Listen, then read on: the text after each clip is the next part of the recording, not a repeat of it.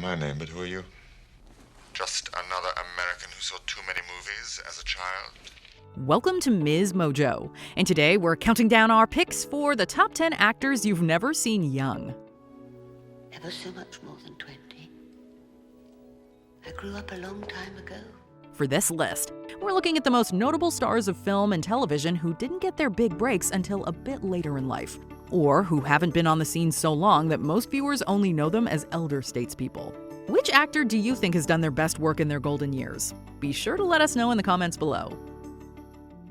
Number 10. Sir Ian McKellen. After appearing in 3 minor British films in 1969, McKellen took a roughly 12-year break from the big screen, focusing on his first love, the stage.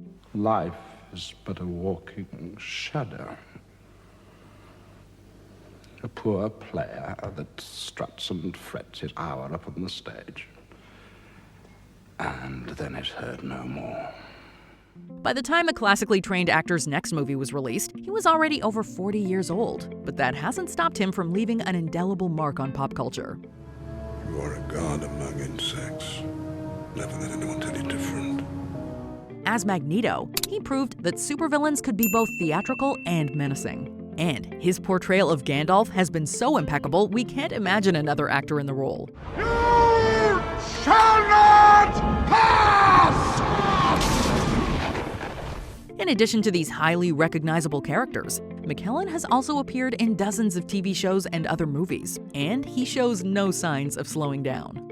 Number 9. Ken Jeong. Getting through medical school is tough enough, but pursuing a successful stand-up career at the same time? Now that's really impressive. We really, really appreciate you coming, man. Hell, what else do I have to do? I mean, besides sleep. Totally kidding.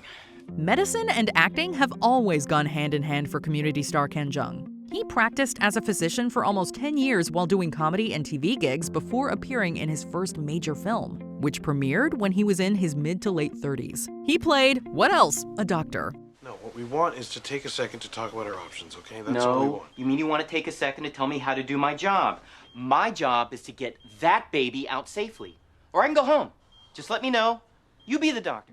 Since then, Jeong has become much better known for his talent on screen, appearing in films like The Hangover. You can also notably catch him on The Masked Singer panel. Through it all, he reportedly still has a medical license. Someone came back with a degree that's useful, and the other one came back as Asian Ellen. Number 8. Alan Rickman. Not many actors can claim such an unforgettable role as their first big screen appearance. But Rickman's turn as Hans Gruber in Die Hard is still one of the best parts of the franchise. The exactness, the attention to every conceivable detail. It's beautiful. The late star was already in his 40s when he landed the role, and he would go on to have an incredibly prolific career. To many, he's become best known for his unforgettable portrayal of Professor Severus Snape. I can teach you how to bewitch the mind and ensnare the senses. From Sherwood Forest to the deck of the NSEA Protector, Rickman seems at home in any setting. He even had a turn as American President Ronald Reagan, somehow managing to blend into the role while still being unmistakably Alan Rickman. I sometimes fear I'm on the wrong side of it, and I'm just wrong. Number 7. J.K. Simmons. Although he had a number of smaller film and TV parts in his 30s, Simmons' first big break came a bit later. Now, was I rushing or was I dragging? Count again. The actor was in his early 40s by the time more people took notice of him on their screens. Starting in 1997, he had major roles in 2 different TV shows, coincidentally on opposite sides of the law. You people in the media, we love to label us. I know no matter what I say here, you're gonna trim it and make me look like a monster. On Oz, he played Vernon Schillinger, a prison inmate with troubling views. And on Law & Order, he was Dr. Emil Skoda, a psychiatrist who worked with the NYPD. These days, he's also beloved for his portrayal of the fast-talking, Spider-Man-hating J. Jonah Jameson in a variety of projects. The only other daily fix you need. And we're out. Number 6. Dame Maggie Smith. She might have only played a countess on Downton Abbey, but there's no doubt Smith is a real-life queen of sass. So put that in your pipe and smoke it. Like many English actors of her generation, Smith made waves both on stage and on screen early in her career, mastering everything from Shakespeare to straight drama. She garnered even more attention for her Oscar-winning turn in 1969's The Prime of Miss Jean Brodie. But she's been in the spotlight for so long that she was already out of her youth by the time most modern viewers became familiar with her. In more recent years, she's become best known as Violet Crawley and the equally snarky Professor Minerva McGonagall. That was bloody brilliant. Oh, thank you for that assessment, Mr. Weasley. Perhaps it would be more useful if I were to transfigure Mr. Potter and yourself into a pocket watch. That way one of you might be on time. Number 5. James Earl Jones. Star Wars wouldn't be Star Wars without the spine-tingling voice of James Earl Jones as Darth Vader. You do not yet realize your importance. You have only begun to discover your power.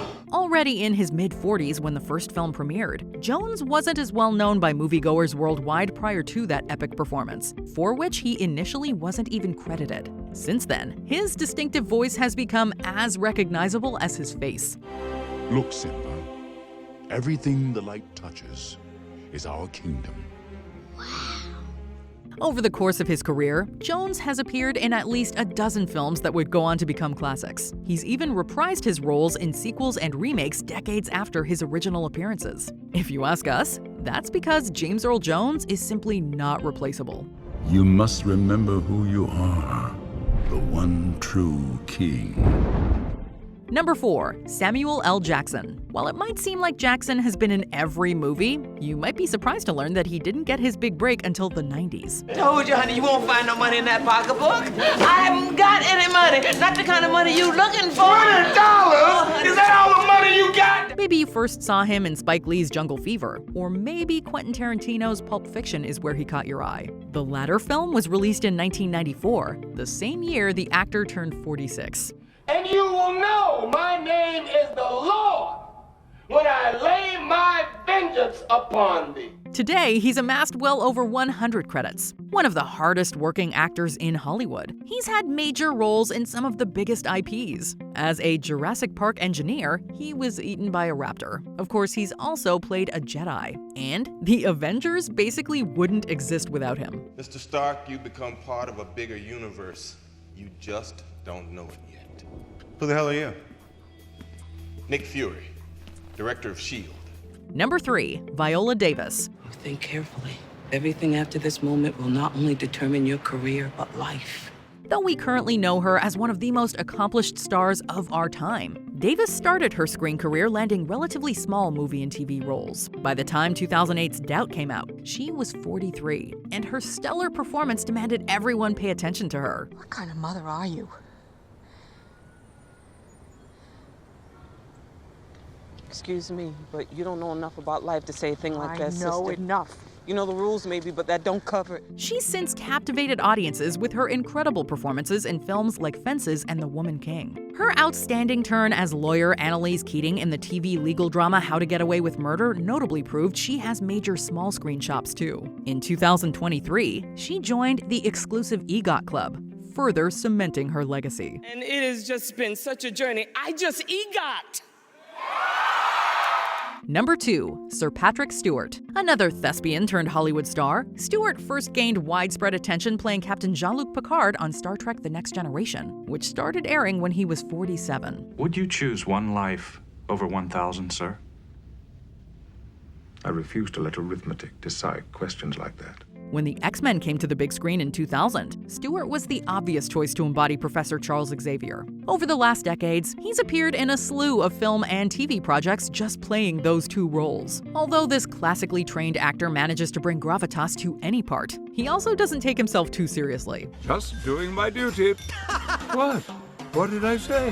While it might feel like we've never seen him young, we can also barely say we've seen him old, since the man basically has not aged over the past 35 plus years. You built a waypoint. Charles, we cannot trust him. I believe we can. Before we continue, be sure to subscribe to our channel and ring the bell to get notified about our latest videos. You have the option to be notified for occasional videos or all of them. If you're on your phone, make sure you go into your settings and switch on notifications. Number 1. Morgan Freeman. Who would you want to narrate the story of your life? We bet more than a few folks would choose Morgan Freeman. Ever since I was a little boy, people have enjoyed the sound of my voice.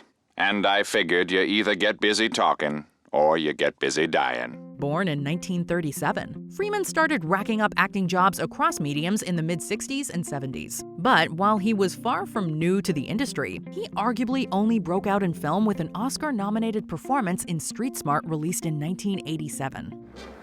Set it up. I mean, hey, you can write about me now for real, right? Huh?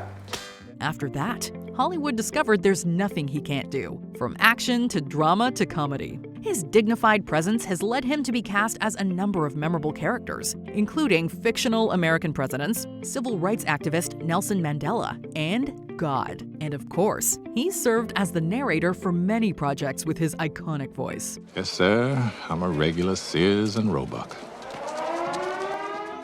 Do you agree with our picks? Check out this other recent clip from Ms. Mojo. And be sure to subscribe and ring the bell to be notified about our latest videos.